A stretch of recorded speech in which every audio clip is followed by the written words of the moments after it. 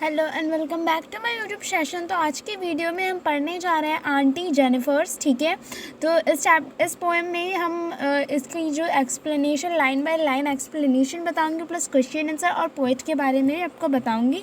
तो एंड तक मेरे साथ इस वीडियो में बने रहना, ठीक है, ताकि आपके जो MCQs हो उसमें आप कोई भी जो ऐसा क्वेश्चन इस चैप्टर से रिलेटेड है वो आपसे मिस ना हो पाए, क्योंकि ये चैप्टर इंपॉर्टेंट है।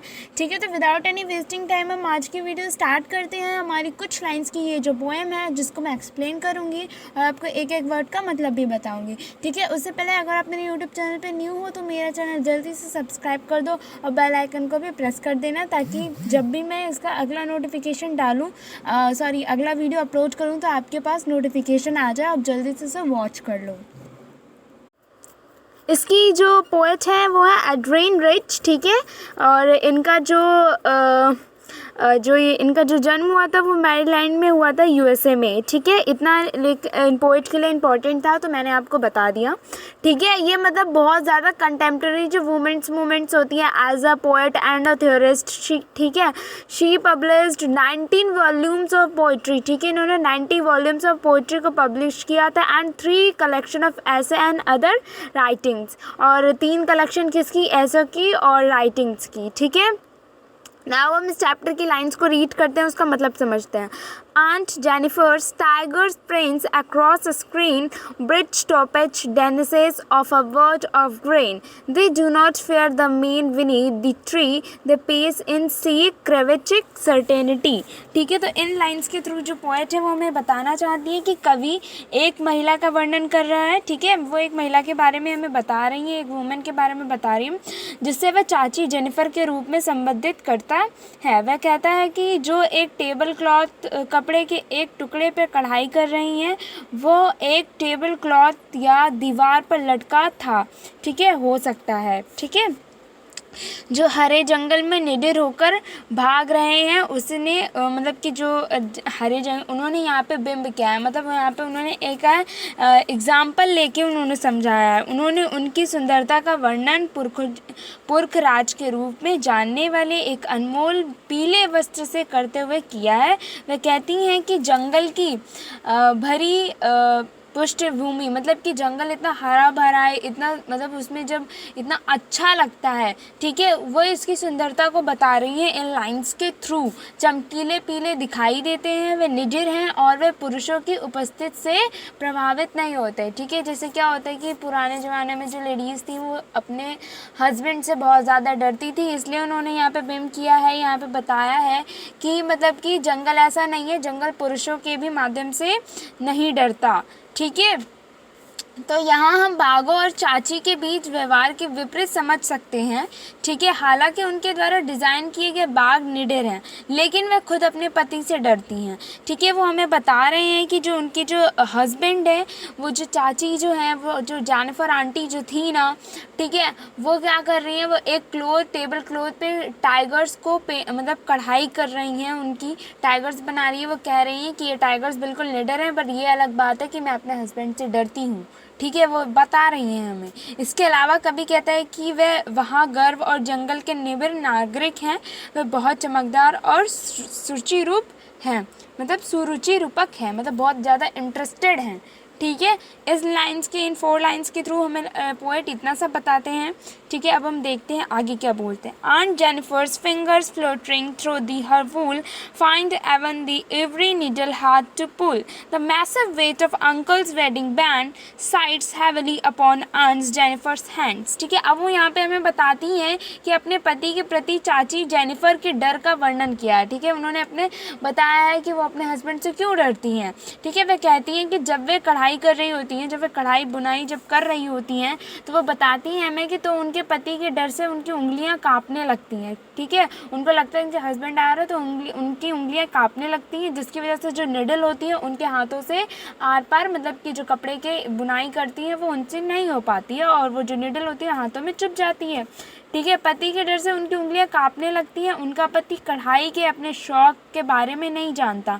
ठीक है, वो हस्बैंड जो है आंटी जेनिफर के जो हस्बैंड है, उनकी जो इस शौक़ के बारे में नहीं जानते कि उनकी पत्नी को कढ़ाई भी पसंद है, इसीलिए वह काँपती हैं और वह जब कपड़े के टुकड़ों को कढ़ाई करती हैं उनके लिए अपनी सुई के ऊपर नीचे खींचना मुश्किल हो गया है। ठीक है, वो क्या कह रही है, इतना वेट हो गया कि वो मुश्किल हो गया। फिर वो हमें बताती हैं कि शादी की अंगूठी का वर्णन करती हैं। उन्होंने जो इंगेजमेंट रिंग पहन रही होती है, वेडिंग रिंग जो पहनी होती है, वो उसके बारे में हमें बताती हैं। उसके बारे में क्या बताती हैं कि जो चाचा जेनिफर ने अपनी शादी के दिन दी थी, आंटी को शादी वाले दिन दी थी, वह कहती है कि उंगली पहनना उनके लिए एक बोझ की तरह है। वो बताती है हमें कि अब ये जो अंगूठी पहनना है ये उनके लिए बोझ की तरह है अब, क्योंकि उन्होंने मतलब उनके हस्बैंड जो थे उन्होंने आंटी जेनिफर को इतना टॉर्चर किया था, इतना परेशान किया था, जिसकी वजह से शादी की अंगूठी, ठीक है, जो उनके लिए एक खूबसूरत तोहफा थी, मतलब प्रेजेंट थी,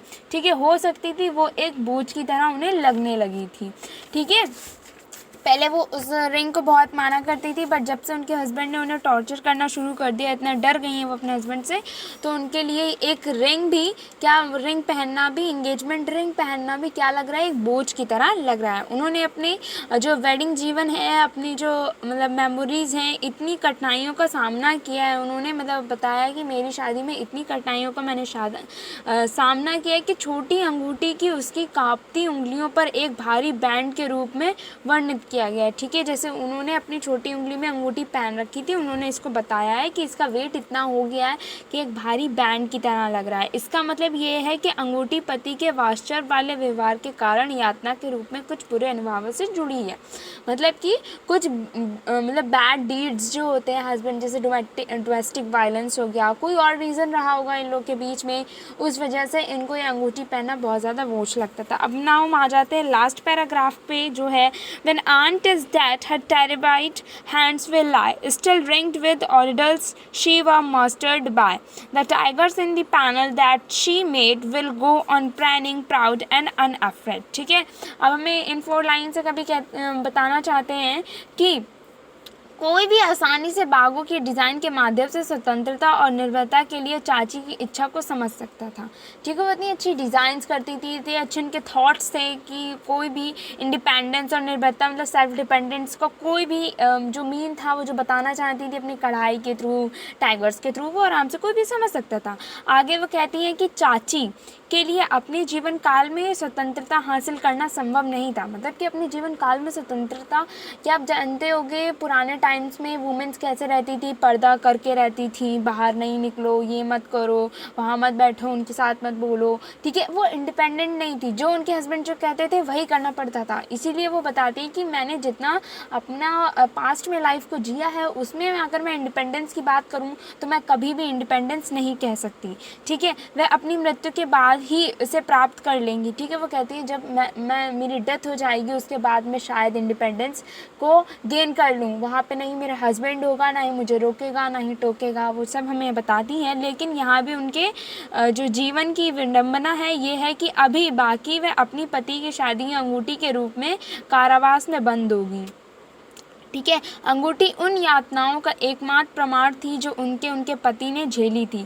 ठीक है, जिनकी मतलब कि अंगूठी को देख देख के उनको अपनी पति की याद आती थी, उन सारी चीज़ों की याद आती थी जो उन्होंने सहा था, जो उनकी लाइफ में हुआ था। ठीक है, दूसरी ओर जेनिफर द्वारा डिज़ाइन किए गए बाग हैं जो हमेशा कपड़े के टुकड़े पर गर्व और बहादुरी से मतलब कि कूदकर निडर जीवन जीने की अपनी इच्छा को चित्रित करेंगे। जो उनके टेबल क्लॉथ पे जो वो डिज़ाइन कर रही थी, उन्होंने टाइगर्स को डिज़ाइन किया था, जिसमें वो लग रहा था कि बहुत ज़्यादा प्राउड फीलिंग आ रही थी और बहुत ज़्यादा ब्रेव वो लोग लग रहे थे।